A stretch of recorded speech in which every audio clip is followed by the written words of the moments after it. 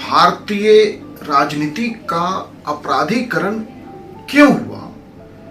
क्यों भारतीय राजनीति अपराध के रास्ते चलने के लिए? जब सुप्रीम कोर्ट में यह रिपोर्ट रखी जाती है कि हमारे पार्लियामेंट के 300 प्लस एमपीज पे अपराध के मामले दर्ज हैं, उनमें बहुत सारे मामले गंभीर अपराध के हैं, राज्यों की स्थिति और खराब है, वहां 1000 प्लस एमएलएज पे इस तरह के मामले हैं, तो सवाल यह है कि राजनीति में अपराध इस कदर हावी क्यों हो गया, या कहिए कि भारतीय राजनीति और अपराध का जो साठ गांठ है, जो नेक्सस है, जो गठजोड़ है, वो बना क्यों?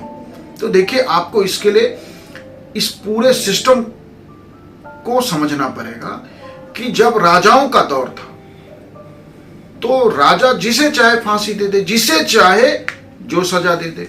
राजा ने यदि कोई सजा दिया तो उसे अपराध नहीं कहते थे। किस्सों में, कहानियों में भी कि राजा ने दंडित किया, तो इसका मतलब है कि राज्य को यह अधिकार हजारों वर्षों तक बना रहा कि वो जिसे चाहे जो दंड दे दे, और उसके माने वो गैर कानूनी है, वो नियम विरुद्ध है, इसकी कोई बात ही नहीं होती थी। अगर राजा ने किसी को माफ कर दिया तो वो महान राजा कहला गया। उस व्यक्ति को दंड देना है लेकिन राजा ने माफ कर दिया तो महान हो गया राजा। तो मतलब दंड देना राजा के अधिकार क्षेत्र का हिस्सा था, माफ करना उसके महान होने का परिचायक था। आप कहते थे कि वो महान राजा है। ऐसे सामाजिक तंत्र में राज्य व्यवस्था आगे बढ़ी है ना, जिसमें राज्य के दंड को अपराध माना ही नहीं गया। अब आप वहां से लोकतंत्र की यात्रा शुरू करते हैं ऐसे सामाजिक परिवेश में जहां अपराध नहीं बल्कि दंड का एक्सेप्टेंस था कि राज्य किसी को भी दंड दे दे। ये किसी कहानियों में चलता रहता था कि राजा ने दंड दे दिया, एक्सेप्टेंस मिल गया ना समाज का। और समाज का एक्सेप्टेंस नहीं मतलब कि समाज उसके साथ जीना सीख गया। समाज ने मान लिया कि उसे यह अख्तियार है, उसे यह अधिकार है दंड देने का, और देश आजाद हुआ। हम एक नई राजनीतिक तंत्र, जिसको आप कहते हैं डेमोक्रेटिक सिस्टम, लेके आए। अब उस डेमोक्रेटिक सिस्टम में भी राज्य बना, राजा की जगह राष्ट्रपति, प्रधानमंत्री, मुख्यमंत्री हो गए। अब ये जो प्रधानमंत्री, राष्ट्रपति, मुख्यमंत्री, मंत्री, अधिकारी, तो राज्य के पहले वाले स्वरूप में वो चीजें जो वंशानुगत है, अब कहिए कि दो तरीके से होने लगा, चुनाव से और सिलेक्शन से। ब्यूरोक्रेट सिलेक्शन के प्रोसेस से आ गए और राजनीतिक वर्ग के लोग चुनाव के माध्यम से आ गए। अब चुनाव जीतने के लिए शुरू में अपराध के तरफ राजनीतिक वर्ग नहीं गया। क्यों? क्योंकि जो आजादी के शुरू के 2-3 दशक या कम से कम 2 दशक तो मान ही सकते हैं आप, तक भारतीय राजनीति में अधिकतर लोग वो थे जो फ्रीडम स्ट्रगल से निकल के आए थे, जिन पे महात्मा गांधी का इन्फ्लुएंस बहुत ज्यादा था। गांधी से असहमत लोगों पे भी महात्मा गांधी का इन्फ्लुएंस था। इसलिए इस देश के समाज पे जो गांधी का प्रभाव है, वह आप शुरू के 2 दशक में भारतीय राजनीति में स्पष्ट देख सकते हैं कि ज्यादातर लोग करप्ट नहीं है, ज्यादातर जो हमारे पॉलिटिकल लीडर्स हैं वो सादगी के साथ सामान्य जीवन जी रहे हैं, उस तरह का भ्रष्टाचार नहीं है।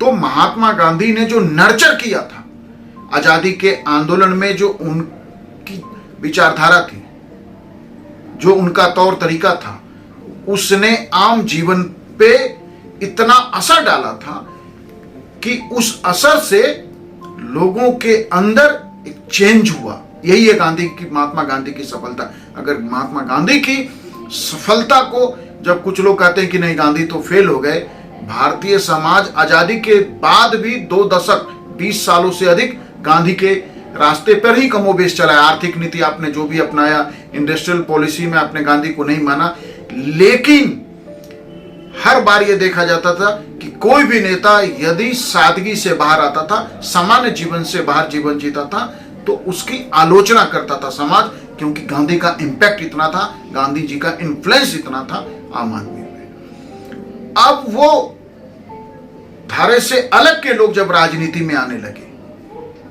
तो राजनीति में कॉमन समाज के बीच अपराध, राज्य के अपराध का जो एक्सेप्टेंस था, वो सामान्य बात थी, और ये अधिकार राजा को है, ये भी सब जानते थे।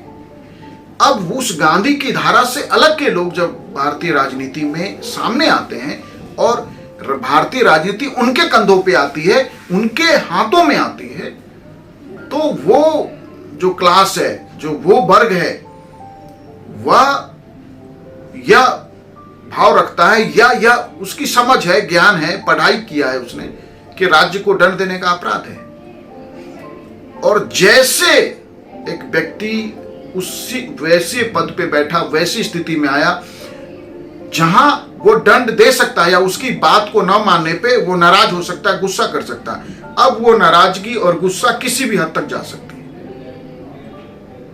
शुरू में नेताओं ने अपनी नाराजगी और गुस्से को, या उन्हें लग रहा है कि ये मन के अनुसार नहीं हो रहा है, ये व्यक्ति हमारी बात नहीं मान रहा है, तो उसने शुरू में क्या किया कि पहले इग्नोर थोड़े समय करने की कोशिश किया, लेकिन जो आपके अंदर सत्ता का अहंकार है ना, वो तो व्यक्ति से जाता नहीं।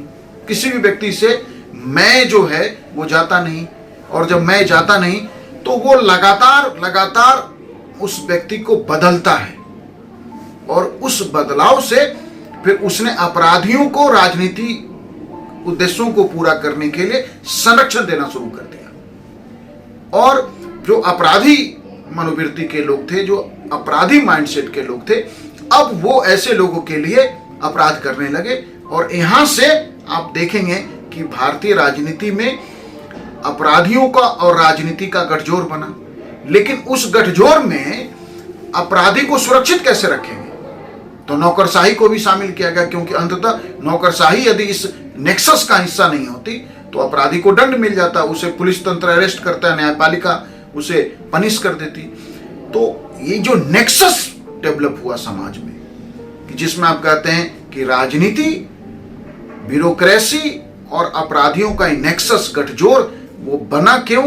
वो इसलिए बना क्योंकि सत्ता का जो दंड देने का अधिकार है वह इतना महत्वपूर्ण होता है, या माइंड के अंदर इतना हावी होता है कि वैसे में यदि व्यक्ति लोकतांत्रिक नहीं है, डेमोक्रेटिक नहीं है, वो ये नहीं समझता कि यह जो संविधान है वो जस्टिस की बात करता है, इक्वलिटी की बात करता है, फ्रीडम की बात करता है, जिसमें हर व्यक्ति आपके आदेश को माने, आपके कहे अनुसार करे, ये जरूरी नहीं है, तो असहमति को खत्म करने का रास्ता अपराध बनेगा ही बनेगा। क्योंकि लोकतांत्रिक होना बहुत मुश्किल है, क्योंकि आपने लोकतांत्रिक होने की, समाज को लोकतांत्रिक बनाने की, हमने कोई ऐसा प्रोग्राम चलाया इस देश में जैसा प्रोग्राम महात्मा गांधी ने वन मैन आर्मी के रूप में चलाया। आजादी के बाद लोकतंत्र के उत्सव तो मनाने लगे, 15 अगस्त, 26 जनवरी, लेकिन यह उत्सव और नारों से तो व्यक्ति लोकतांत्रिक नहीं हो जाएगा ना। हम नारों में लोकतांत्रिक होने लगे। लोकतंत्र का चरित्र यदि नहीं दे सके, लोकतंत्र के अकॉर्डिंग यदि हम समाज को नर्चर नहीं कर सके, तो लोकतांत्रिक व्यवस्था भी राजतंत्र जैसा काम करने लगेगा। यह बात इस देश में समझा नहीं गया, और जब यह बात नहीं समझा गया तो हमारे एजुकेशन सिस्टम से या हमारे सामाजिक विमर्श से, सोशल डिस्कोर्स में ये बातें आई नहीं, ये बातें कनेक्ट नहीं बना। और जब ये कनेक्ट नहीं बना तो राजनीति में इतना अधिकार तो असीमित अधिकार होता है। आप राजनीति में जब किसी पद पे आ जाते हैं तो इतना अधिकार है कि सारी ब्यूरोक्रेसी आपके अधीन है, और वैसे में समाज का कोई हिस्सा, समाज का कोई व्यक्ति आपको मना कर रहा है, आपकी बात नहीं मान रहा है, आपको गुस्सा दिला रहा है। अब जब गुस्सा दिला रहा है तो आप तो कहेंगे कि भाई इसको तो सबक सिखाने की जरूरत है। अब सबक सिखाने के लिए आप सीधे सबक सिखाने से बचते हैं क्योंकि आपको लगता है ये काम मैं क्यों करूं। आपने अपराधियों को संरक्षण दिया, अपराधियों को हायर किया, उसने आपके बदले में काम कर दिया।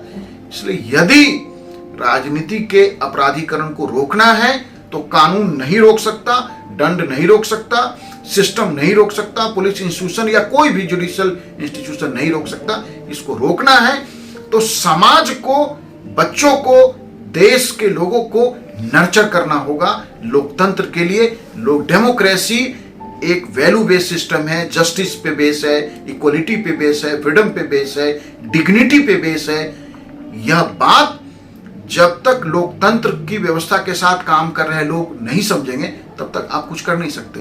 बल्कि आपका लोकतंत्र तो आप देख लीजिए कि जिस देश में 80-90 करोड़ लोगों को आप फ्री अनाज वितरित करते हैं, उसमें हमारा अधिकतर सांसद मिलियनेरी है।